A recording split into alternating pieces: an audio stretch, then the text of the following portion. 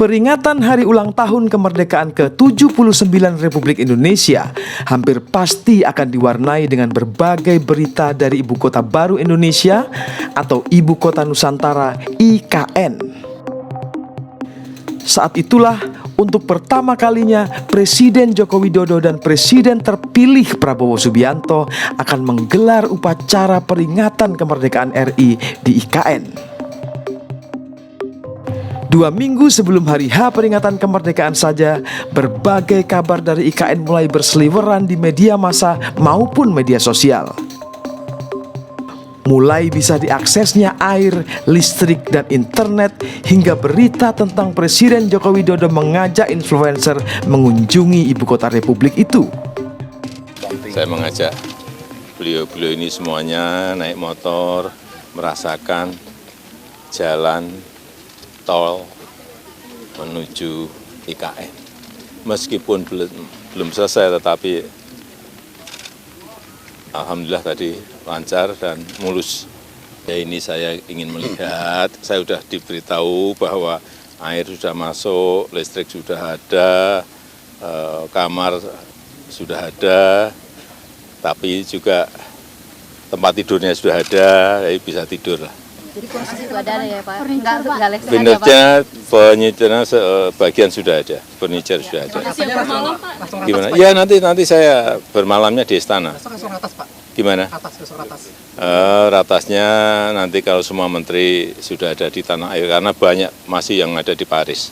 Beliau menyampaikan ini Istana Garuda, bukan kantor presiden lagi, tapi namanya adalah Istana Garuda yang di bawah Istana Negara. Jadi dan namanya ada. Official namanya ini adalah Istana Garuda dan di sana ada Istana Negara. Ini sekarang ini masih terus dengan teknologi modifikasi cuaca. 24 jam. 4 pesawat. 4 pesawat, 1 di Balikpapan, 2 di Samarinda. Dari 45 groundbreaking dari 1 sampai 6 yang sudah dilakukan oleh Bapak Presiden, kemarin hari Selasa tanggal 26 Juli sudah ditandatangani antara OIKN, perjanjian kerjasama antara OIKN dan para investor. Oke. Ada 14. Beliau minta segera dituntaskan yang 45 itu. Dan nanti minggu depan kalau Pak Presiden kunjungan yang ke sini, itu ada groundbreaking lagi sekitar 5 dan itu sudah harus PKS. Ya, kalau tidak PKS tidak akan groundbreaking. Ya. Lama BCA, kemudian Intiland, Indogrosir, RGE dan Swiss Bell Hotel. Untuk ada yang namanya BUMO, Badan Usaha Milik Otorita, itu kita difokuskan untuk melakukan kegiatan yang mendukung menciptakan keramaian kota ini. Ya, misalnya bangun bioskop atau misalnya teater. Itu pemanfaatan infrastruktur yang sudah dibangun di gerai-gerai atau ruangan-ruangan yang di bawah kantor-kantor Kemenko di Sumbu Kebangsaan akan dimanfaatkan untuk retail. Dan itu dikelola oleh BUMO tadi. Ya, termasuk misalnya kebun binatang, yang membangun kebun binatang itu ditugaskan nanti kepada BUMO. Jadi sudah lebih jelas lagi. Saya hanya mengklarifikasi banyak mispersepsi di publik ya, yang saya baca dari data bahwa seolah-olah IKN ini selesai pada tanggal 17 Agustus. Itu salah ya. Ini adalah proyek jangka panjang yang tidak akan selesai dalam waktu dekat. Dan poin yang tadi disampaikan oleh Pak Bas, kita ini tidak sedang berkejar-kejaran, kita ini tidak sedang ricuh, rusuh, ngebut ya, ugal-ugalan. Karena perintah Pak Presiden saya dengar berkali-kali, jangan sampai hanya mengejar 17 Oktober, itu konstruksinya tidak baik. Termasuk tadi soal bandara ya, safety first ya, jangan sampai mengorbankan keselamatan hanya demi kecepatan. Kalau Pak Prabowo tentunya dipastikan hadir, karena beliau sendiri sudah mengatakan kemarin, Bang Musani, setelah habis bertemu Presiden, mengatakan bahwa Presiden terpilih akan hadir bersama Presiden Republik Indonesia di IKN untuk melaksanakan 17 Agustus. Mengenai Mas Gibran sendiri, sampai saat ini belum terkonfirmasi apakah ada di IKN atau nantinya ikut upacara bendera di Jakarta. Di antara berbagai perkembangan IKN, satu hal yang tidak lagi menjadi isu utama publik adalah rencana kepindahan belasan ribu lebih aparatur sipil negara atau ASN ke IKN. Dalam informasi resminya, Kementerian Pendayagunaan Aparatur Negara Kemenpan RB mengungkapkan adanya tahapan pemindahan ASN jangka pendek, menengah, hingga proses selanjutnya berakhir di tahun 2034. Sejumlah 3.000-an ASN dari 38 kementerian di Jakarta akan eksodus pada gelombang pertama. Selain pemindahan, pemerintah juga memiliki program untuk memutasi para ASN yang saat ini bertugas di Pemda-Pemda sekitar kota Nusantara. Sekaligus membuka lowongan untuk ASN baru yang khusus ditempatkan di IKN. Untuk tempat tinggal, pemerintah menyiapkan 47 tower hunian, meskipun tidak gratis. Sekilas terdengar sempurna, namun kepindahan ASN ke IKN tetap memunculkan pro dan kontra. CNN Indonesia Plus Minus menemui Budi, bukan nama sebenarnya, ASN di salah satu kementerian di Jakarta yang ragu-ragu pindah ke IKN. Budi bahkan berancang-ancang untuk pindah kerja menjadi ASN di wilayah yang tidak diwajibkan pindah ke IKN. Isu-isu yang beredar sih gitu, Mas. Karena dari sisi usia saya kena, dari sisi kementeriannya saya juga kena. Mungkin bahkan saya yang awal-awal kena mungkin ya. Iya. Dari awal, gelombang awal ketika akan ke sana mungkin, akan mungkin kena, ya. mungkin ya. Gelombang awal-awal mungkin. Mas Budi katanya nggak mau. Bener nggak? Kalau bisa milih enggak ya enggak gitu. Kalau bisa ada pilihan pindah dan enggak nih, mending enggak pindah gitu. Kalau di kementerian tempat Mas Budi bekerja ini, yang enggak dan yang mau berapa banyak? Kalau saya ya riset kecil-kecilan ya di tempat saya kerja, di teman-teman dekat saya gitu, satu bagian lah ya. Kebanyakan sih nggak mau. Kebanyakan sih nggak mau. Iya. Alasannya kenapa? Mungkin berbagai hal lah ya. Ada alasan keluarga, ada alasan fasilitas, gitu. Atau mungkin udah nyaman dengan Jakarta gitu. Dipaksa harus pindah ke daerah baru kan pasti banyak adaptasinya gitu. Jadi ngapain harus pindah gitu. Mas, ini kan seolah-olah apa ya, melawan Pak Bos ini sebagai ASN kan bosnya kan jelas Pak Jokowi ya. Iya. Sementara Pak Jokowi dan atau pemerintah itu punya program untuk membuat IKN mulai berdetak gitu. Iya. Sementara ASN-nya nggak mau. Iya. Mas Budi gimana? Sebenarnya kita nggak sampai ke kondisi melawan sih ya gitu. Kita pasti pada akhirnya kalau emang nggak ada pilihan lain gitu, nggak ada pilihan untuk pindah ke daerah mungkin, atau emang nggak ada pilihan untuk berkantor di Jakarta aja gitu, pasti kita bakal tetap ikut juga gitu.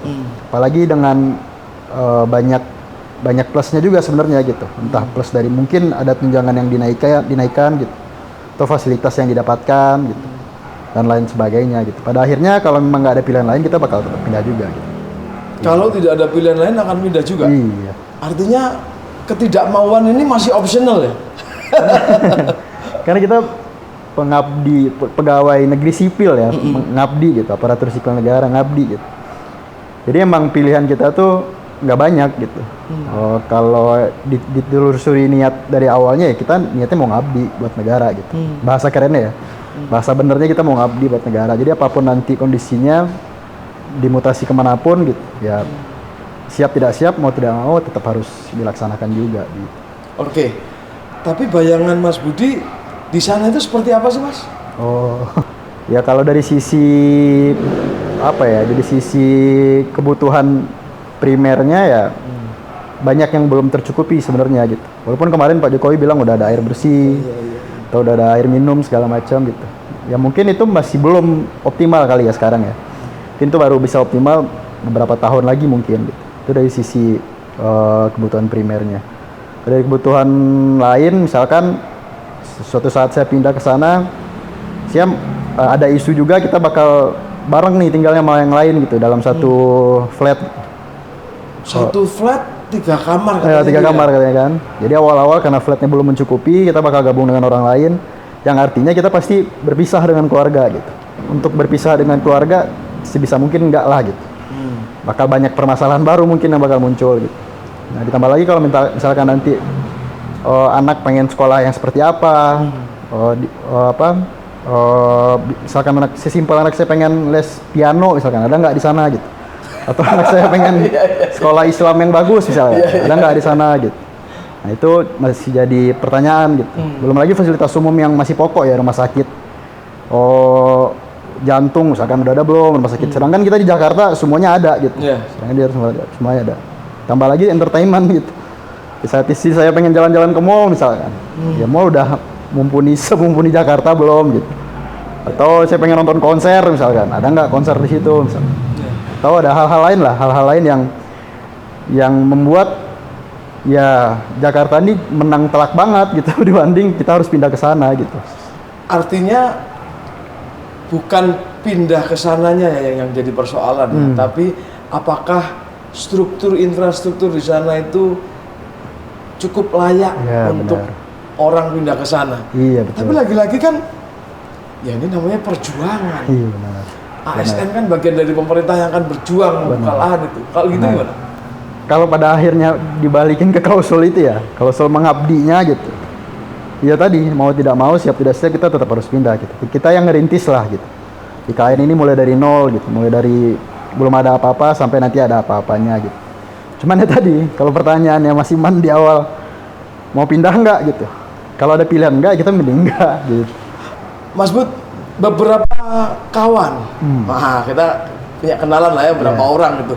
Dia memilih untuk bahkan sampai keluar dari tempat kerjanya, kemudian pindah menjadi ASN biasanya sih di daerah-daerah ya, karena gua malas ke IKN lah. Gitu.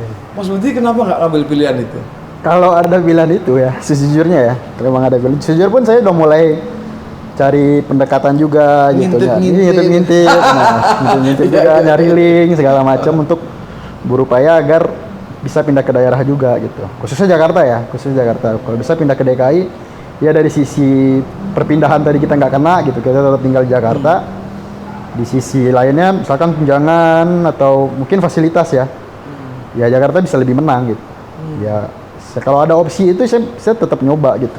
Bukannya kalau pekerja baru itu ada perjanjian nggak boleh keluar selama macam-macam ya, ada 7, 8, 10 gitu. Benar. Kebetulan Mas saya berapa nih? Iya, kebetulan saya yang kena klausul itu juga gitu. Saya kena 10 tahun kebetulan. 10 tahun nggak boleh kemana-mana, nggak boleh keluar. Nggak boleh pindah. Nggak boleh pindah. Nggak boleh pindah. Kalau keluar dari ASN mungkin boleh-boleh sah aja gitu. Cuman kalau pindah ke kementerian lain atau ke daerah, ya saya harus mencapai 10 tahun itu dulu gitu. Baru Terus bisa. kalau gitu gimana solusinya? Sejauh ini sih kayaknya kalau opsi pindah tipis kemungkinan ya, kecuali tiba-tiba klausul itu bisa ditarik lagi dan segala macam mungkin bisa. Cuman kalau misalkan klausul itu tetap ada, karena kejadian juga nih di tempat saya kerja gitu, ada teman yang pengen pindah, asis kantor yang mau nyambut siap, kantor kita juga nggak lepas, cuman karena ada klausul 10 tahun tadi ya, nggak jadi pindah. Ada by system di BKN-nya tertolak sendiri gitu. Pengamat kebijakan publik Agus Pambagio menilai, memindahkan aktivitas ibu kota negara tidak bisa dilakukan dengan tergesa-gesa, sehingga semua pihak terkait dengan rencana pemindahan ibu kota bisa benar-benar mempersiapkan diri. Yang kerja di sana, semuanya masih ada di sini. Mana ada pindah ibu kota itu 2 tahun? Nggak ada lah di dunia ini. Coba tunjukkan pada saya di mana. Nggak ada. Tapi ini kan keputusannya tidak bisa berubah karena udah dijadwalkan dan fase-fasenya sudah ada, Pak. Kita lihat aja terserah Raja Nusantara atau mau mindahnya kapan tuh. Terus gimana? Yang kan kita di sana ada enggak? Itu tadi yang saya sebutkan itu. Ya kan? Terus cost-nya berapa? Waktu awal dulu Papua, orang ke Papua ada tunjangan kemahalan istilah. Di sini ada enggak? Itu. Terus kalau di sana terus gimana itu? Rumah sakitnya di Balikpapan, jauh gitu 1,5 jam. Terus kemana? Belum yang lain-lain yang saya selalu minta dan ingatkan, itu akan ada konflik antara manusia dengan manusia dan manusia dengan binatang, karena habitatnya dirusak kan. Apakah sudah ada studinya? Saya belum lihat. Kalau belum lihat kan bagaimana nanti menciptakan mitigasinya. Itu ingat bahwa itu ibu kota, kota smart city, jadi tidak boleh seperti Jakarta. Jangan ada gedung-gedung pencakar langit, jangan ada macam-macam. Itu ya kota pemerintahan. Kalau nanti di sana masih ada panti pijat, masih ada apalah, kan sama kayak Jakarta. Nah, terus ngapain pindah?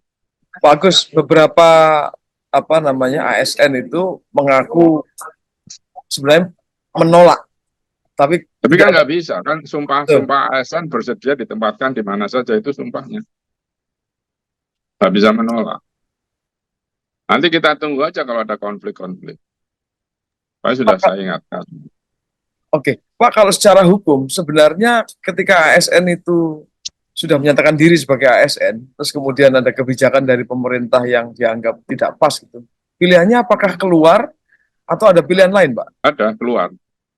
Karena sumpahnya ASN disumpah untuk bersedia ditempatkan di mana saja. Kalau dia nggak bersedia, keluar. Salah satu trik yang dilakukan beberapa kawan itu adalah pindah ke daerah. Sudah nggak bisa sekarang, udah ditutup. Dulu iya, sekarang udah nggak bisa. Artinya nggak bisa gimana, Pak? Ya nggak bisa pindah jadi PNS ke daerah, udah nggak bisa. Sudah di close. Dulu kebanyakan anak-anak teman-teman PUPR tuh pindah daerah sehingga tidak akan masuk ke ASN. Kalau sekarang nggak bisa udah. Kalau sekarang coba cek. Mungkin saya salah. Kalau saya nggak bisa karena itu kewalahan karena banyak ASN barunya keluar. Jadi nanti yang akan tepat sana nggak ada. Oke, berarti mungkin timelinenya ya yang saya kurang detail ya. Ya, coba dicek apakah masih bisa. Sudah nggak bisa setahu saya. Tergantung presiden baru nanti. Mau nggak berkantor di sana? Memangnya embassy mau ke sana? Kan enggak. Memangnya kedutaan besar mau, contoh kedutaan besar Amerika berapa triliun gedung yang bangun di Amerika Selatan itu. Terus suruh pindah ke sana. Nggak mau lah. Belum tentu besok upacara 17-an juga mereka mau. Kan peraturan ya di urusan PBB, urusan mana-mana peraturan kan kedutaan ada di ibu kota. Kalau di kota besar namanya atase atau konjen namanya. Ya kan boleh konjen di Jakarta, embassy harus di sana di IKN. Tahu nggak? Terus kasih tanah 190 tahun ini, mana ada investor asing mau nanamkan modalnya di tanah yang nggak jelas. Genderuwo aja belum tentu mau di situ kan. Intinya ini bakal ada banyak hal yang bisa membuat ini tidak berjalan mulus, Pak Agus ya. Saya khawatir begitu, Mas. Mudah-mudahan kekhawatiran saya salah. Nanti yang sangat saya khawatir nanti jadi gaya hambalang gitu loh. Tapi saya terus terang semoga tidak terjadi. Tapi itu kemungkinannya besar. Kan belum tentu presiden baru mau berkantor di sana. Biasanya di Hambalang situ ada kuda, ada segala macam. Di sana ada buaya. Tapi kan ini sudah menjadi undang-undang, Pak. Berarti Pak Agus melihatnya masih ada kemungkinan untuk diubah ya oleh presiden dan wakil presiden baru ya? Ya bisa saja. Dibatalkan bisa saja. Ya kan, tetapi masih banyak urusan. Itu kan masih baru berapa? 70 sekian triliun, masih sekian ratus triliun yang harus dibangun. Ada nggak anggarannya itu loh. Terus presiden akan berkantor, memang dia mau berkantor setiap hari di sana. Lalu urusannya menterinya di sini, kan menteri ke sana juga akan gantian. Betapa mahalnya kos itu bolak-balik Jakarta. Betapa mahalnya. Dalam situasi kayak ekonomi dunia dan Indonesia begini, mahal sekali itu bolak-balik. Mau naik getek, kalau mau naik getek sih nggak apa-apa. Tidak ada perpindahan ibu kota itu di bawah 15 tahun, nggak ada. Saya 2 tahun lalu ke New Cairo, itu jaraknya cuma 60-70 kilo. Sudah selesai tahun 2017, yang di sana. Kota hantu. Nah, jadi Putrajaya yang jalannya dekat juga berapa tahun itu. Lama, 10 tahun lebih saja. Baru bisa hidup. Dan ini baru 2 tahun mau pindah itu ya. Silakan aja, nggak bisa dikandani itu. Presiden kita kan nggak bisa dikasih tahu. Ya sudah, terserah. Kita lihat saja nanti, sama kereta cepat. Jalan, tapi biayanya dari mana itu? Coba tanya. Hutangnya udah berapa itu?